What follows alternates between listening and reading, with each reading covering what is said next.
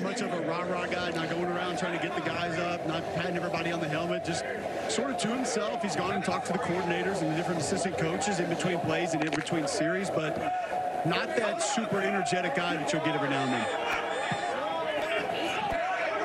You would think he is one of those fiery, competitive kinds of players, and he is just more reserved in the process. Going to take off and run and be brought down near the 40. Charlie Thomas III. And a loss of 6. It looked like they were trying to go to this wide receiver screen right here. Max Duggan didn't like it. Receiver jumped in the throwing lane, so he had to basically try and make something out of the play. He wasn't able to do it. That's Georgia Tech in action there. Well, Georgia Tech's finest, Charlie Thomas. Former safety at Georgia Tech, moved down to linebacker while he was in school. Signed with the Browns. A cup of coffee back in 2023. It's 3rd down. Duggan needs 14 for the Battlehawks. Gonna float one deep, man-to-man coverage. And it's intercepted. Chris Claybrooks. Well, he turned around. He was playing center field. And perhaps the easiest INT of his young career.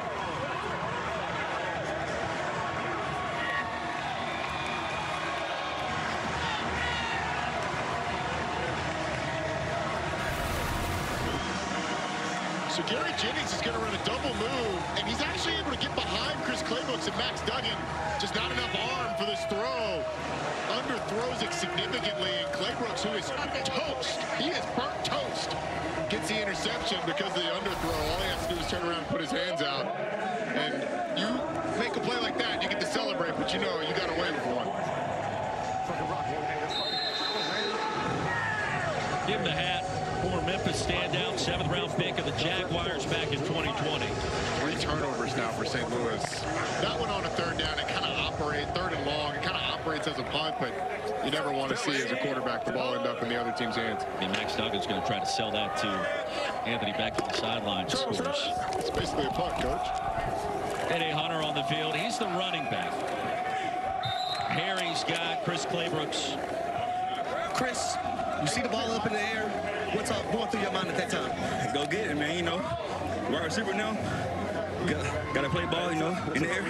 So when I saw it, I knew it was mine. So, you know, got to go get that mug. Did you play some offense growing up? Yeah, all my life I played offense. Then I got to Memphis. Shout out to Coach Nobel. He told me, you going to hate me now, you going to love me. Later on, he going to switch me. And then now I'm here. I like the hat, man. Oh, come on, man. Hey, show everybody the grill you have in right now. Thanks, bro. Hey, Easy, shout out to Easy, my jewelry. Pressure coming from Travis Feedy. 3rd down upcoming.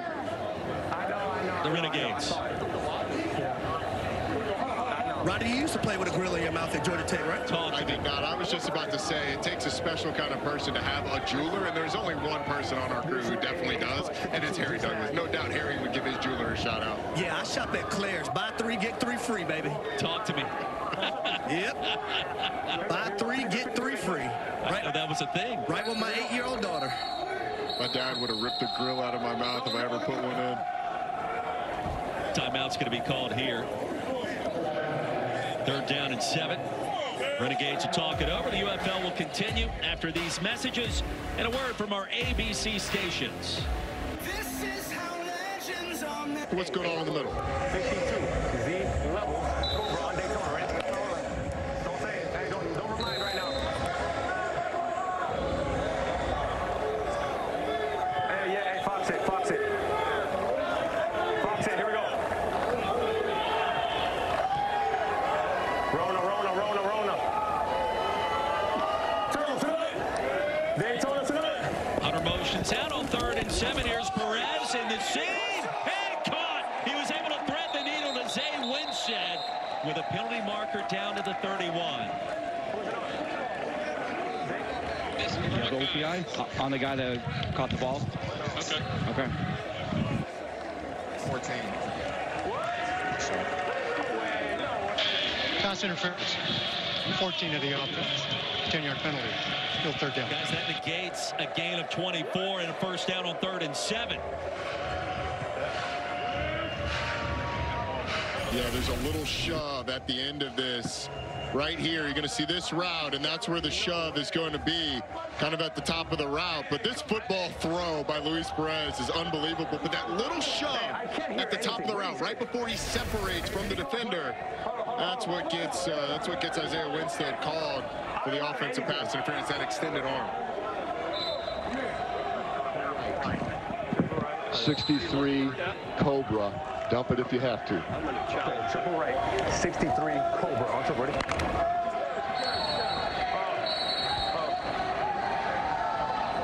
And let's see if we have a challenge coming. Just to be clear, you're challenging that it was not offensive pass interference. He did not push off, correct? Okay. Mayday, did you get that?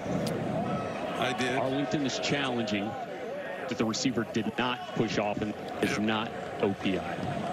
Who called it? What do you have there? Push off with separation. Okay, well, he does extend the left arm, and it does create separation with that push right there. Creates the separation, which allows him to make the catch. So we're going to deny the challenge. It's going to be offensive pass interference. Arlington is going to be out of challenges. And we're good to go.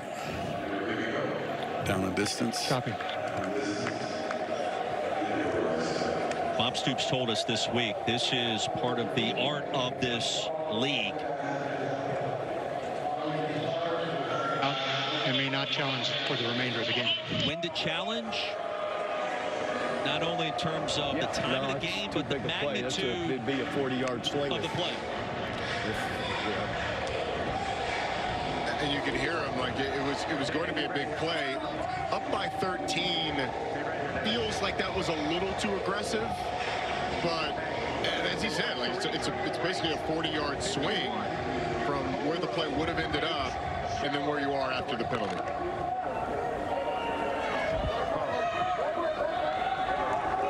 So after all of that, instead of first down after a gain of 24, the challenge denied, 3rd and 17.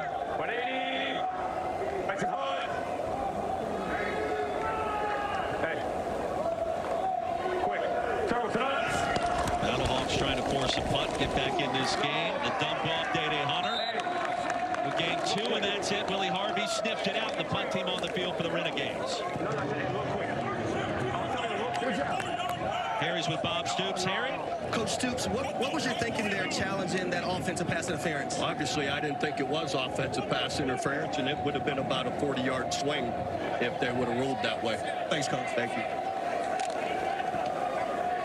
Marquette King back on the field as the stop for the Battlehawks. King, who played his college ball for Fort Valley State, gets rid of it cleanly, turns it over beautifully, and a booming kick. Pearson has it. Jitterbugs towards the 30. That's it. And the special teams coverage outstanding for Arlington. Stephen Jones Jr. with a tackle. Don't forget the NBA playoffs underway. You want to miss these Game 1 matchups tonight. 6 Eastern, ESPN, the place to be. Nobody puts Press availability earlier this week that had nobody talking at all. Not a lot of cameras allowed in that conversation. Here's Jacob Sailors. And he'll barrel his way across the 35. A nice pickup on the ground. Max Duggan remains in at quarterback. It's a pretty good job by the double team right here in the middle of getting that initial block and then working up to the second level. Really nice job by Stephen Gonzalez and Mike Panisher. That's what Anthony Beck told me for the game they want to try to do, guys. Add some tempo and then be able to get to the line of scrimmage, recognize everything, maybe change the call. Anthony Beck told us this week this is 1,000% his most talented team, the Battlehawks, this season. And on 2nd and short, Nixon with a stop. It'll be 3rd down and a little bit over a yard to go. Call it 2. But I would say this, Roy, this is the down and distance that you want to live in on 3rd downs. This is their 4th, 3rd, and 2 to 5 rep that they're going to have right now. So this is the world they want to live in. 2-5 on 3rd down so far, Harry, and here we go. Anthony Beck trying to ignite a spark with his backup quarterback. Nearly won a national championship at TCU 2 years ago.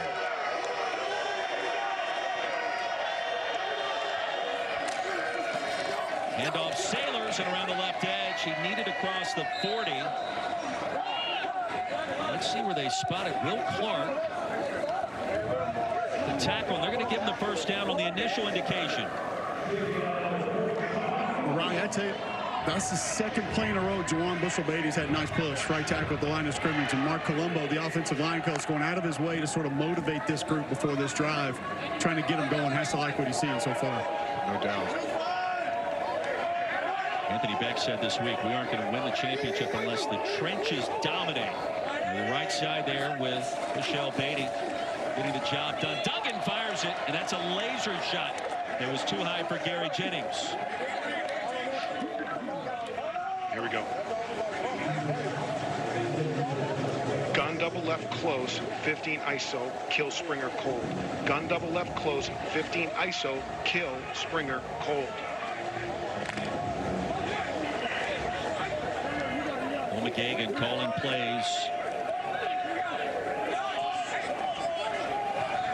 Running the West Coast offense, he said, in this offense, you can't pat the ball, you got to get rid of it. 3, 5, 7-step drops. Straight ahead, Sailors powers his way past midfield. Should be enough for the first down and a gain of 10. The tackle by Powell. So you can hear the two play calls, the initial one and then kill, and then a second play call to make sure that you're always in the right play. That was one of the things that frustrated Phil McGagan last week. He felt like there were times where they weren't in the right play for what they had on their plate in terms of play and checks. So a nice job of giving Max Duggan two things to work with. Him going, it sounded like with the initial call, and then getting a nice game.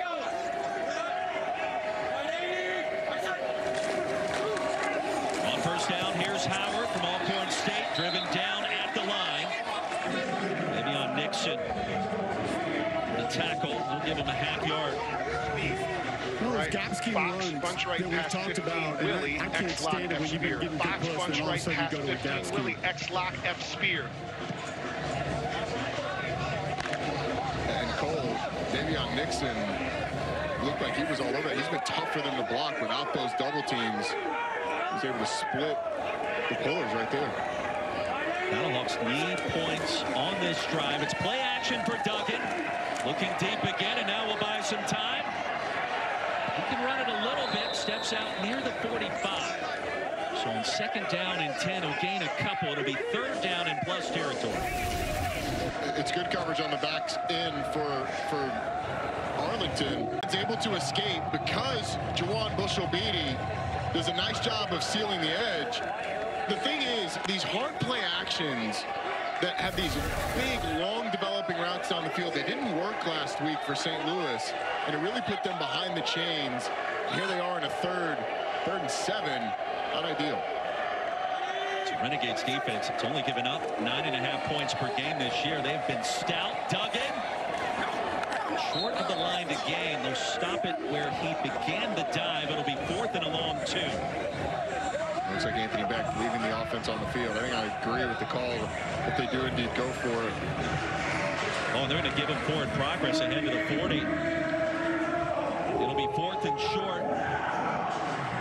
Yeah, and when you dive, you get that forward progress. It's the slide that stops when you start the slide. Diving forward was the difference there. Oh, yeah. Bought him some extra inches. Be a 58-yard field goal attempt from here. Instead, they'll roll the dice. 4th and less than a yard. And the screen, there it is to Sailors. An easy first down and a lot more. Big play for the Battlehawks, who are in business. The middle linebacker right here is responsible for Sailors, but watch all the tracks that he has to get through to get out to the running back in the flat. He gets picked off. It's a great catch by Jacob Sailors because that thing is very easily could have slid out of his hands and hit the turf.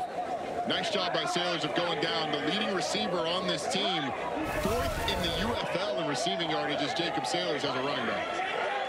15 catches on the season. You know, as a former running back at Georgia Tech, you're turning around. The ball's at your ankles. You got to find a way to make a play on 4th down. That is a harder catch, especially under pressure on a 4th down. That is a harder catch than he would be given credit for. Oh, Howard was slammed down. Renegade's going to be called for a personal foul. Monty Bledsoe, the guilty party. Number 92, the shot.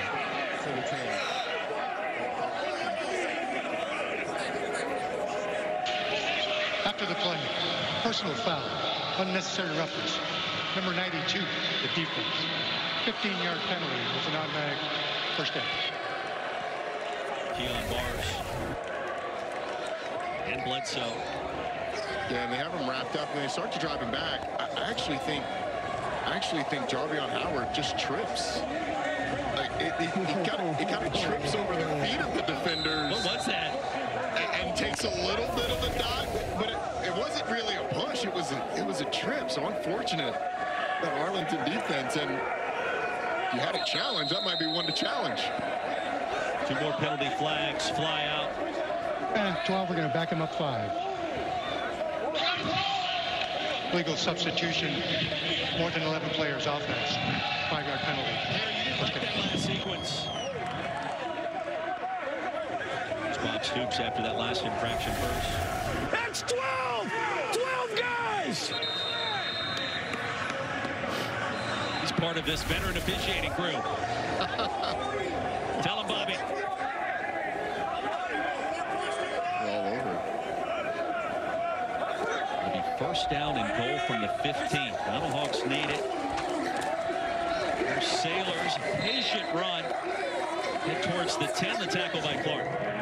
And I'll tell you what I love about Sailors. Right now, he's 2nd in the UFL in rushing and 4th in receiving yards. So a guy that doesn't have to come off the football field can really beat you in a multiplicity of different ways. No kidding. Great feet, good burst, excellent vision. He's slippery as a runner. Gets skinny so the guys don't have great shots on him. Stronger than I think he's given credit for at 199 pounds. He's a fantastic guy. Well, we love some Jacob Sailors on this crew, and also Anthony Beck said he's intelligent. And that makes all the difference in the world for all of these skills that he brings to the table. This time it's Duggan trying to get to the edge and takes a tumble towards the 7. Down at the 6, Will Clark again. Yeah, Max Duggan's reading the in-man line of scrimmage, who just kind of sits there. That's probably a misread, as Will Clark. He's kind of just sitting there square. If he's not closing down hard, you hand the ball off. Max Duggan's able to make something out of it. And now the question is, if you're St. Louis, how close do you have to get to make this a 2-play situation? How close do you have to get? I think if you're inside the 3-yard line, you're going for it, not going for the chip shot field goal. Feels like one of the longer drives of this season in the UFL. 4 to play in the half. Duggan's going to be swallowed up. A race to the quarterback, Chris Odom, the Arlington native, with a kiss and a sack to make it 4th and goal. Just a little TE game. Tackle goes first this way, and in comes inside underneath, and the right side of that offensive line isn't able to sort it out. Donovan West stays on the tackle as he goes out. And a free runner, a free hit at the quarterback for Chris Odom as he's able to get the sack. Oh, what a day he's had at the office. How about the touchdown and the scoop and score? A sack on 3rd and goal. Need to get Cole on how to pass those things off. Get some coaching going on. Come on, Cole. We'll take a look at that one. Rodrigo Blankenship back on the field, connected from 55 earlier today, and this effort from 31 is good as well. 16. And then you have that extra time to be able to pick up the looper. You have to feel that. You can't just guess or see it. Great stuff, because automatically everyone goes, well, why didn't the guard get the guy that was coming in?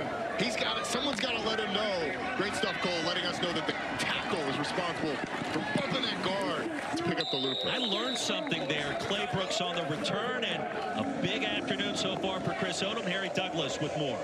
Yeah, Chris, 3rd and goal, you end up with a sack. Talk about that tackle in game that got you free. It was good. We just saw that they were lined and empty, and then once we made our check, my D tackle Armani just got vertical and took the guard and tackled with him, and then it was up to me to just wrap and then just make the play after that. So I trust him to do his job so I can do mine. So earlier in the game, you also had a 43-yard touchdown run off a fumble recovery. People talk about the wide receivers, the running backs all the time. I say big guys need loving. Talk about the awareness to pick that ball up and run it into the end zone. Well, first, let me start off by saying, I hope he's healthy.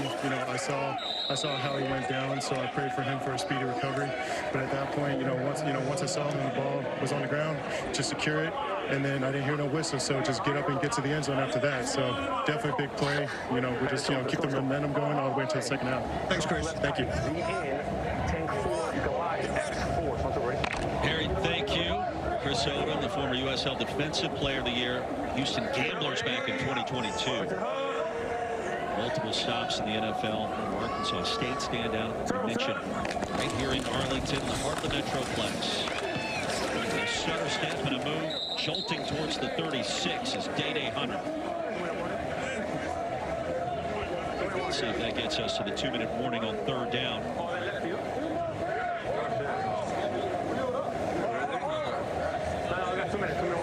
And a big play coming up for both sides. Arlington trying to keep momentum on its side for head coach Bob Stoops.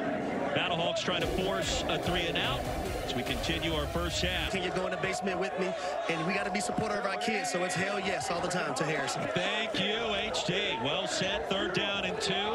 After the 2-minute warning, a big play to end our first half. Perez, there was contact and it's incomplete, trying to spot Peyton. And the ball was tipped by Chris Garrett.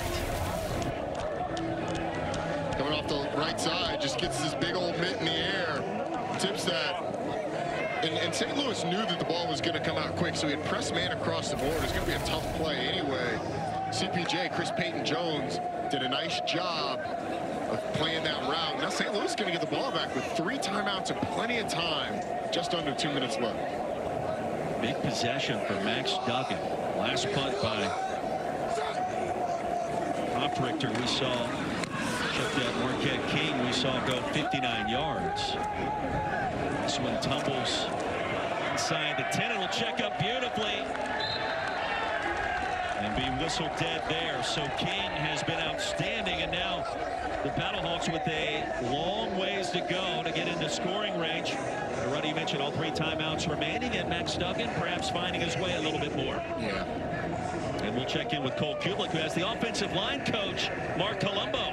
Got Mark Colombo here. Now, you got a little animated before the last drive. It's as animated as I've seen you in a while, and I think your group responded. Just take us through your mentality right now. Yeah, you know, I mean, we got a tough offensive line, okay? We want to grind these teams out. So, you know, I was just getting on them to kind of stay on their blocks and keep grinding the team out, all right? You saw more of them last drive, though? You saw more of that? Yeah, I saw a little bit more of that, all right? So we just got to keep doing it. They got a really good defensive front. They're coached well, and, you know, that's what we got to do. We got to wear out a front like this. We want success, and I felt like we're starting to get to that. Guys, I'm 6'3", 245, so Dwayne Johnson, you've got your next villain in your next film right here. Here you go. Right, I was about to say. Thanks, Mark. That is a large. Cole is a big guy. That's 6'8", 320 you're talking. That guy was towering over Cole. That is a large human being. Former first-round draft pick out of Boston College. I mean, that's prime BC offensive line era in the early 2000s. Oh yeah, that's that Mark Colombo, Anthony Costanzo, like that run. Let's go. That they had. Of course, he played here in the Dallas area with the Cowboys for all those years, being selected in the first round. Pocket collapsing. Duggan. Pearson should have caught it. He got his hands on it, dropped it, tumbling down towards the turf.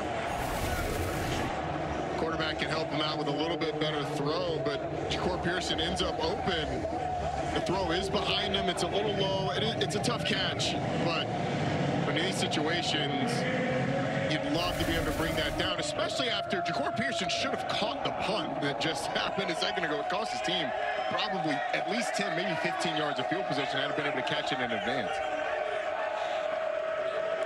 3rd down and 10. Battlehawks have been trying to run uphill the entire half.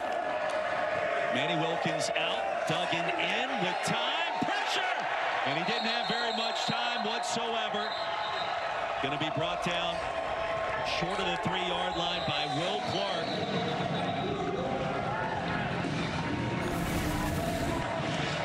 I mean, for Max Duggan, this offensive line is fighting to try and give him time. He decides to hang in the pocket. He's got plenty of time to work through his progressions. Can't find anywhere to go. You can't take the sack there down near the goal line, pinning your special teams back. Now you've got to pump the ball back to Arlington, who's got 1 timeout. So what looked like a very advantageous situation for St. Louis might turn into another Arlington score before half. So here's Sterling Hofrichter, standing 1 inch in front of the back of the end zone. Jaden Price back deep to receive.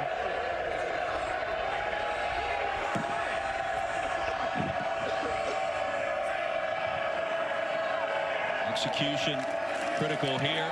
Hoprichter gets it away cleanly. And a wobbler turns over to Price. Into plus territory. Jaden Price stumbling close to out of bounds at the 45. Week 5, the UFL starts Friday. Memphis and Birmingham at 8 Eastern over on Fox. Then Saturday night on ESPN. Michigan rolls into the Dome at St. Louis at 7 o'clock. Then we have a Sunday doubleheader on ESPN starting at noon with DC and Arlington, followed by Houston and San Antonio. This St. Louis team is in the middle of a tough stretch. DC last week, Arlington this week. Then, as you just said, Michigan, a team that's playing really well. Then they get Arlington again. Tough stretch here for the Battlehawks, and this is a big situation for this Battlehawks defense. 1:13 to go. One timeout, and now Arlington.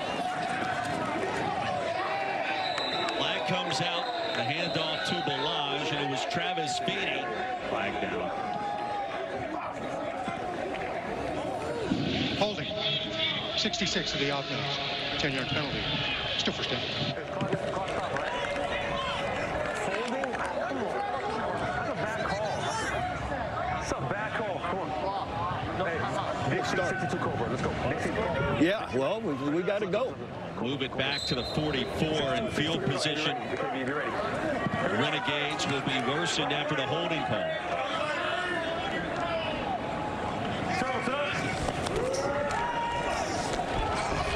Up off to Balaj. It's sandwiched between two defenders quickly, and that clock continues to wind down under a minute to go. It's Rose and Harvey. Renegades without a first down so far in this second quarter, just 14 total yards.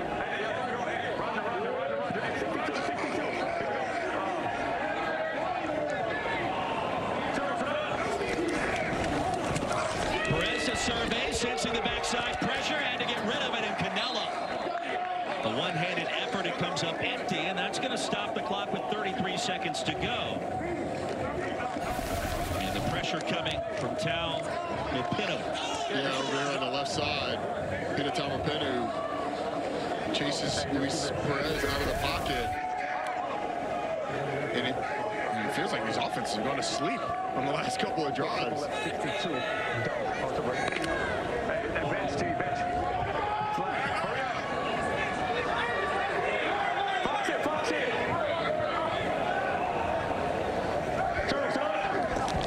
Third down at 16 for Perez. Looking long, Perez heaves one deep, man-to-man coverage, and it's caught. Rumbling into the end zone, Tyler Vaughns.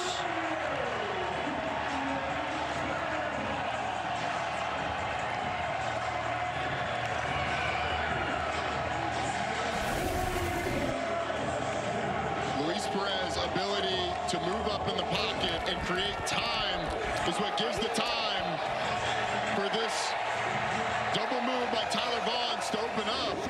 And now how he's able to get behind Chris Payton-Jones in the safety, how you're able to get behind him on a double move on third and forever, especially in that situation, it can't happen.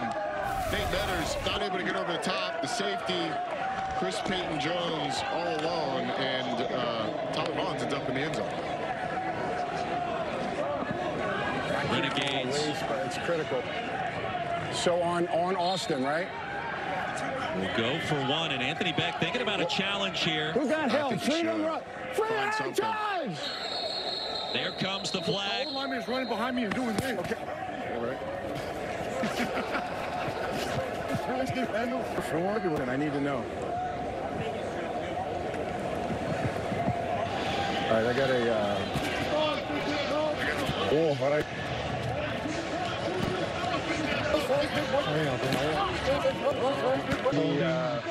99. Holding 99 on 99. He's holding on, preventing him to get into the rush where he needs to be. 99.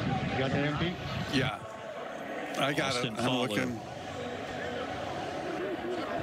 It's 55. 99 was held.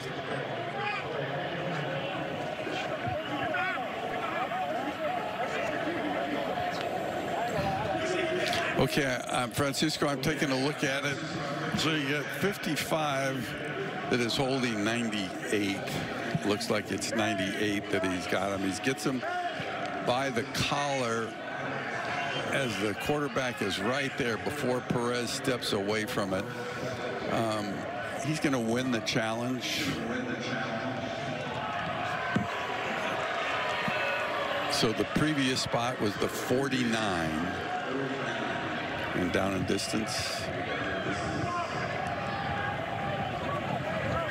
Confirming that the hold was behind the line. Correct. It was behind the line of scrimmage.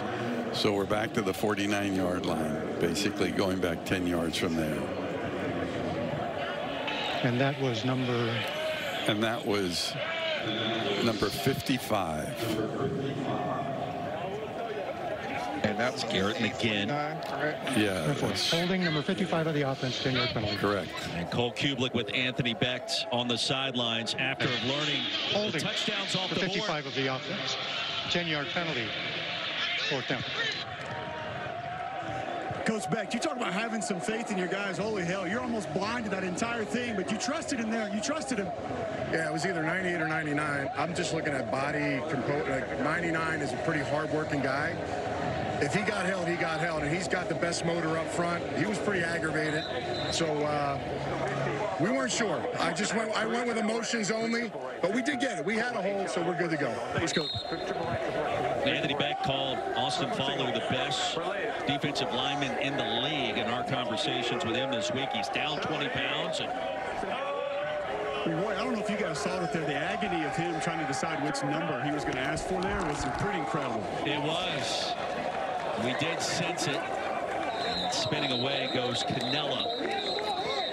It'll be 4th down with time early at the end of this half. And if I'm not mistaken, he asked for 99, correct? And then they upon the replay called it on 98. So it ended up mattering because he could have gone with I got to think the middle of the field will be available, right? And we got a timeout. We got that line. If we get something like in the middle of the field, you should feel, if we get cover 2, try to maximize the middle of the field. We'll bang a timeout. And then after that, anything we get, we'll try to spike it real quick, okay? Battlehawks still with those 2 timeouts, trailing by 10. 19 seconds remaining now in our first half. Marquette King has been outstanding today. Fort Valley State standout, 36-year-old from Macon, Georgia. Outstanding game time and form. Crushes this one towards the goal line. 2 yards deep in the end zone for the touchback.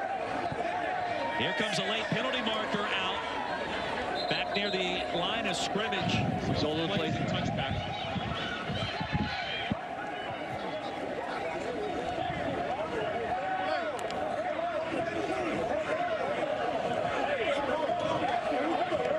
Eric, get a ball.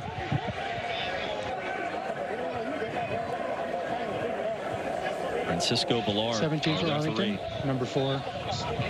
Okay, UNR. Okay, we're going to offset. We had a touchback, correct? Correct. They want the left hash. Okay, 17 Arlington, 4 St. Louis. After the play, there are fouls by both teams. Personal foul, unnecessary roughness, number 17 of the kicking team. Personal foul, unnecessary roughness, number 4 of the receiving team. Those penalties offset. Result of the play, the touchback. 1st and 10 St. Louis.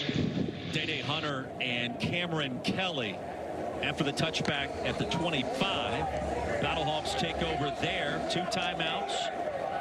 Trailing by 10, only 13 seconds to go. Based on what Anthony Becht said to Max Duggan, it looks like they're going to try and be, or it sounded like then they were going to try and be aggressive here with 13 seconds left. Remember, the Rod squad does have the 55-yard field goal. 56-yarder last week. False start. 75 of the offense. 5-yard penalty. Final 5 minutes of this half, it's gotten a little sloppy. It has. It's been sloppy all day for St. Louis, but Arlington has started to participate in the slop fest as well. Now, offensively, these 2 teams have been a little out of rhythm as we've gotten deeper into this first half. But if you're St. Louis, I mean, if you go in the locker room with this score, down 10 after 3 turnovers, including a fumble return for a touchdown, and you got to feel like if you clean some of this up, you're right in this game. Duggan gobbled up again, driven down.